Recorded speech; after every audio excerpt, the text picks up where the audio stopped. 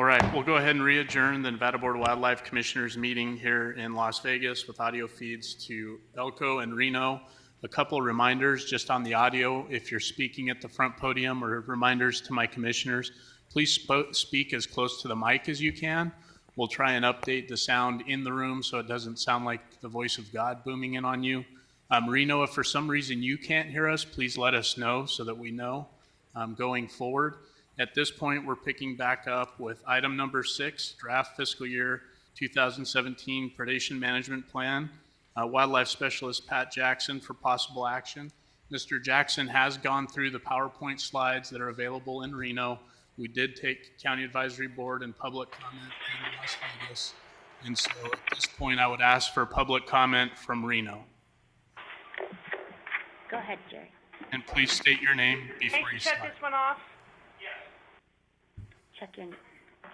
Can you hear me? Yes, go ahead.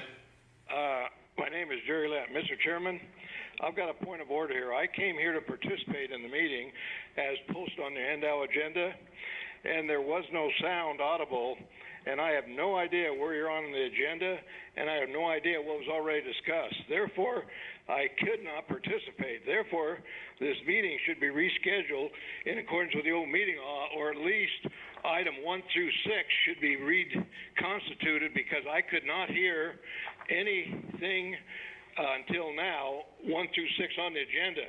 So those items and the conversations were not valid from here in Reno, because I could not participate in here. So I think you should start over and with item number 1 on the agenda so we can all participate. Thank you. We'll take that under advisement. Do you have any comment on item number 6? As I have said, we're on item number 6, draft fiscal year 2017 predation management plan, and I'm looking for public comment in Reno. Yes, we do have some public comment. If I could find it. She's getting her notes. She'll be right there. Where did it go? She gave it to me. There was another one then? Yes, okay, sorry. We waited for them, so don't worry. Yes, this is Elaine Carrick in Reno, and I have public comments on item number 6 of the Predator Management Plan. Can you hear me okay? We can. Hello? Go ahead, Elaine. You can hear me, thank you. I do understand that this is just a first draft of the Predator Management Plan. However, I have some very real concerns with this plan, and I hope that the changes will be made in future drafts. In your summary of the plan, it states that the plan should have clear goals, objective scientific analysis, conduct research, and use lethal and non-lethal management methods.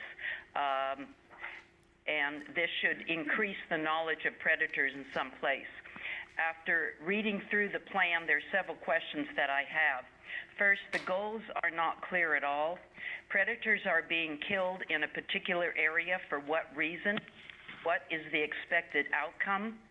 What does it mean to determine needs of wildlife populations in the area? Quote, is it to increase a deer herd to what number? Can the area support the artificially increased number? How many mountain lions or coyotes expected to be killed? This is all very vague. As a member of the public who owns the wildlife here, I would expect to know the reasons for killing the public's wildlife. The stated projects simply state that predators will be killed, but there's no research and goals or objectives to justify this killing. The project simply states that predators will be killed for some vague effect on other wildlife. Also, there's no mention of what non-lethal methods would be used, which was stated in the summary. Only lethal methods are stated. With the abundance of scientific journal articles that talk about the important role of our predators that they play in our ecosystem, none of these projects state what research will be done before and after the removal of large numbers of predators in a particular area to find out what will be the effect on the ecosystem. What is the environmental impact on the area where those predators are removed? We know that wolves, which is a top predator, were reintroduced into Yellowstone because that ecosystem was hurting without these important predators. But I don't see any research being done here to determine what effect will be when these are removed. Before hundreds of thousands of dollars are spent on killing the public's wildlife, there needs to be more in-depth research to show that these projects are needed and that the money is being spent wisely. Thank you. Thank you. Additional public comment in Reno. Item 6.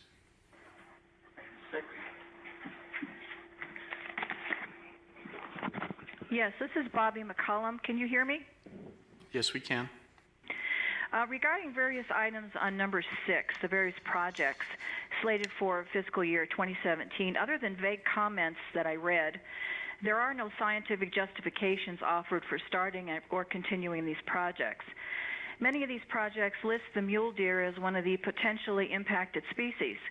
So I went to NDOW's website to see if there was any scientific data that was posted which supports mass killings of predators as it relates to mule deer populations. I found a 76-page publication entitled Mule Deer Population Dynamics, Issues and Influences, Biological Bulletin Number 14. The publication lists various reasons for the decline in mule deer numbers, the first of which was degraded habitat, followed by plant issues, pinyon juniper, overgrazing of livestock, wildfires, other range factors, cyclic phenomena, human population, climate extremes, disease, and finally predation. Predation was discussed on page 26. The endobiologist investigation resulted in 2 conclusions regarding the effect of predators on mule deer population. The first conclusion addressed a theory that an increase of mule deer occurred during a time of high predator control activities. The endobiologist concluded the data do not support this theory. The second theory was that the removal of large numbers of predators, such as coyotes, bobcats, and lions, occurred just prior to and during the last mule deer boom. Again, the endobiologist concluded the data do not support this hypothesis. So my question is, what scientific data are you basing your decisions on regarding predators? Also, regarding Project 2216, an unnamed private contractor specializing in coyote denning will use FLIR, which is forward-looking infrared. Who is the coyote denning specialist? What are his or her credentials? Is this person a biologist? How will the diet of the coyote pups be determined? Are you advocating raiding coyote dens and killing pups to remove the contents of their stomachs? If so, what specific science are you using to justify this project? Thank you. Next public comment in Reno. Hello, this is Jana Hoffeditz. I'm here without being able to hear as well now because we had to actually get this program set up after we all got here, and we all got blasted with some sounds feedback that pretty much destroyed our hearing. So I'm going to try to say what I'm going to say with my ears hurting right now. Okay, I was hoping to have a visual meeting today because I brought a fox light with me. And these are non-lethal tools that need to be in place now. Fox lights work. The USDA is beginning tests now. There is no justifying in any way, shape, or form killing because of depredation when fox lights and other deterrents can be used.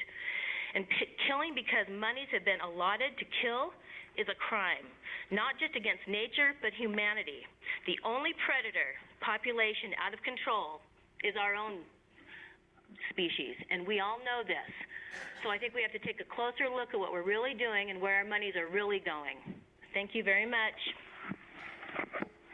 Thank you. Next public comment, Reno.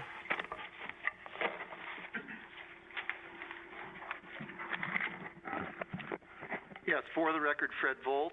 I'd like to speak to some of the individual projects and some of the problems I see with them that have not been addressed in this proposed plan. First, under 21, sage grouse, what been all the specific outcomes. We see nothing here projected or from the past, even as a partial report from fiscal year 16, especially upon other species such as poisons released in the environment and consumed by other wildlife species feeding on dead ravens. It is the same as lead bullets consumed by other wildlife species or lead in the water for Flint, Michigan. On Project 22, mule deer, why do we need more deer when their numbers have been stable and hunters have had no problem finding deer to kill already? For Project 22-01, based on the scientifically flawed $500,000 study done by Allison and Drayson from UNR, partially funded by hunter trade groups, this has a negative impact on controlling wild horse populations, which hasn't been addressed if they are taken out. Also, we see nothing about requiring ranchers to provide adequate protection for domestic sheep they raise to kill. The sheep have no shelter generally from the weather or other perils because ranchers won't spend the money, but ranchers often want reimbursement from the public treasury for any losses without taking reasonable steps to protect their sheep and cattle. Project 22-074. The reduction in mountain lions has as its main objective increasing Rocky Mountain bighorn sheep so human predators have maximized killing success, opportunity, and convenience. With mountain lions diminished, how will this fact disrupt other wildlife species? Not answered. Project 37, big game protection. Mountain lions, there is no objective for how many to kill. This is just basically a witch hunt. Project 38, coyotes, and there is also no objective for how many you plan to kill. These are all important things to know, as has already been said here in Reno, about how this impacts the science and the biology of the individual species. None of this has been addressed in this draft plan and needs to be done. Thank you. Okay, next public comment in Reno, item 6.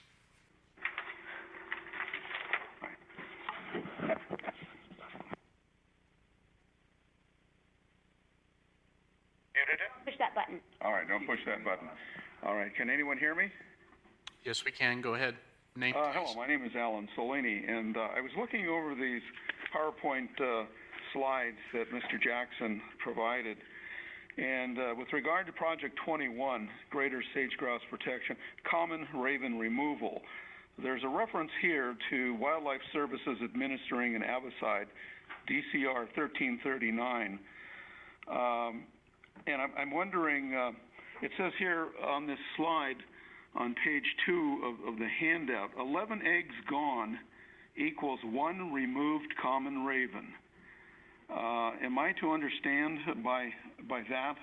And I apologize if you addressed this earlier because we couldn't hear any of the testimony. But are we to understand that 11 poisoned eggs are gone, found missing, and that is equated to removing 1 removed common raven? That brings to question, where are the other 10 eggs, or what other effects are there on wildlife from leaving these poisoned eggs sitting out? But 11 poisoned eggs in our environment and 1 removed common raven doesn't sound like a very good equation. So that would be my comment on Project 21. Thank you. Okay, thank you. Additional public comment in Reno. No, I think we're good here. Okay, thank you. Is there any public comment in Elko? Item 6. No comment in Elko. All right, with that, we'll bring it back to Las Vegas. Mr. Jackson, there was a question or a clarification on the PowerPoint in regards to the raven eggs. Could you please address that for us? Those are numbers generated from a Coates et al., I believe, 2007, and that's some work that Dr. Pete Coates did for his dissertation, and that was the equation that he came up with. DRC 1339 is an avicide, or more accurately a corvicide. It shuts down the functions of corvids' kidneys and is not basically the other animals that would consume those, badgers, coyotes, and California ground squirrels, cannot consume them in enough volume to reach LD50 or a lethal dose. Okay, thank you, Mr. Jackson. Was Reno able to hear that okay with the presenter mic? Yes, we were, thank you. Okay, great. Is there additional commission question or comment at this time? Commissioner Young.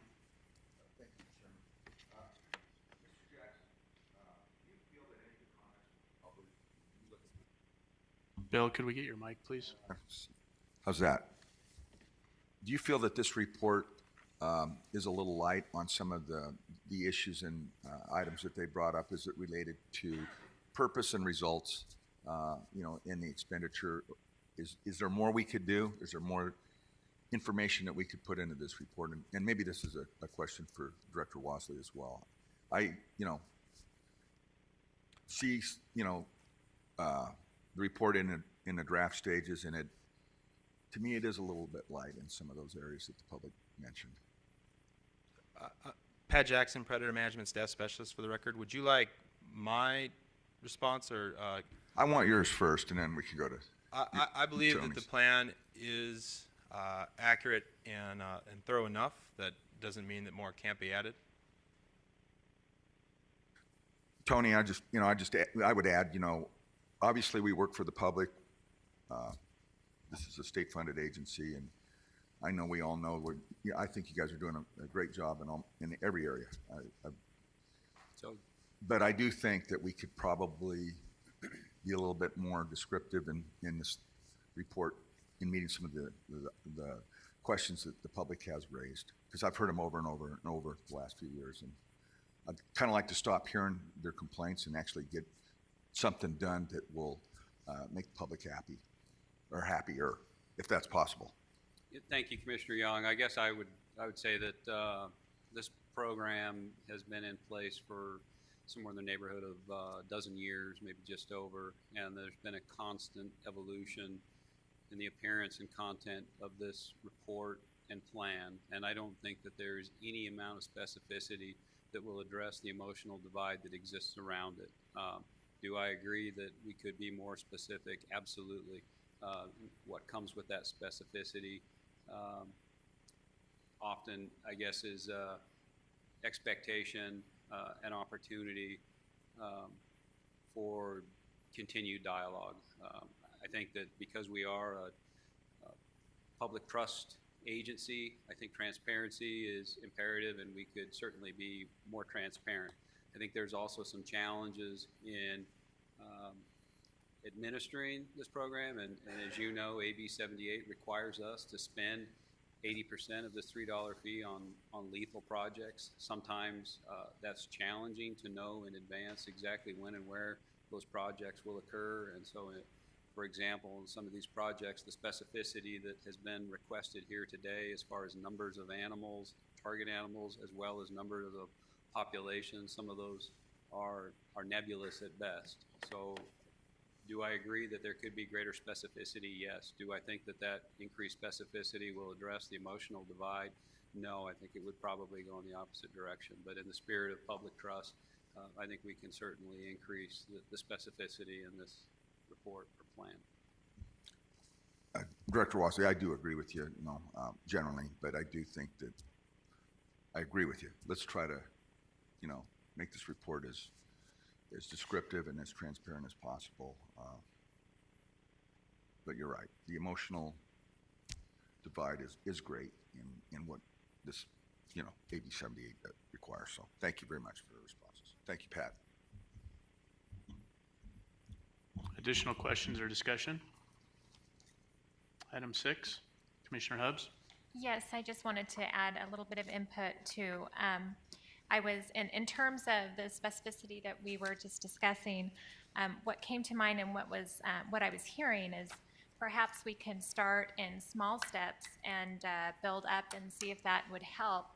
But some of the areas I was hearing needed to be addressed in a bit more detail were measurables and goals, clear goals. And I think just basic scientific writing will assist with that if we were to add a couple sections to help clear up what the hypothesis is and what we're testing and the materials and methods behind what the study entails. And those are very easy sections to add, and I think it would allow people to get a better understanding and the long-term objectives to ascertain if they're being met. Thank you, Commissioner Hubbs. Commissioner McNinch. Thank you, Mr. Chairman. So this program has been around for a long time, and we do have a handful of people that haven't been around to probably know the whole story. And the bottom line is that this is legislatively driven, and I think it's pretty fair to say, I don't know, I'm going to go out on a limb, but I guess I would. I'm not so sure that the department is 100%. In favor of where they're at, having to deal with these the predator control the way that they've been mandated to by the legislature. So anybody that's concerned about the money going into it, that's a legislative issue. Go talk to the legislature and get involved there. It's frustrating to hear the implications that the agency's the one that's got this. They're in a position where they have to spend money to do things, and it's being prescribed to them, but then on one side and on the other, they're being told to do it biologically sound. And I see the department's efforts to generalize some of these projects so that they can put some scientific, so that they're not just proposing junk projects like has been done in the past. Former commissions were pretty notorious for that. And try to put some science behind it and put some validity to it, and try to make sure that the public had a level of a trust in the agency, but no good deed goes unpunished. So what's happening is that the agency wants to make sure through the course of the year that if something comes up, they're able to handle it biologically. They're not just throwing projects on the ground. My mind, the agency's in a tough spot. I appreciate how you guys are trying to handle this. I do, there have been more detail to these reports. There's probably room for some improvement in that area, but at the same time, I think that I am hopeful that everybody will just take a step back long enough to really process how what this system is and how it's working, and the challenges that the agency has, the department has, to handle that and manage that with all the interest groups out there and the pressures that they get. Their hands are tied behind their back in a lot of ways, and they don't want to spend money. My guess would be on junk projects. So they're put in a position of having to find legitimate projects, and I think that they're the way that the reports the plan is laid out provides a little bit of an opportunity for them to have some legitimacy with their biology, and that's, I don't know, that's just where I'm at. It's frustrating, I can tell you. I feel for the agency, I really do.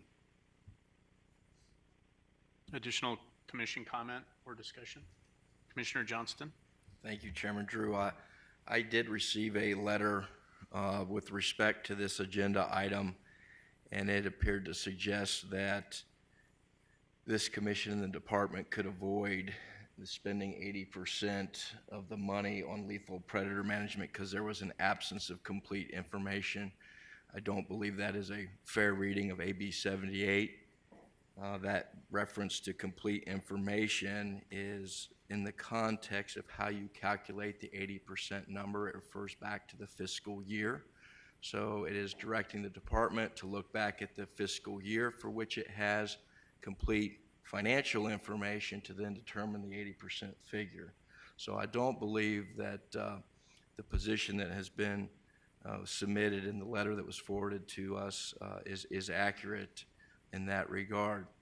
I don't want to repeat something that Director Wasley said, but when I hear a lot of comments of why are we killing a lion or a coyote or a raven, that type of question is, well, the legislature has mandated lethal control measures of predatory animals.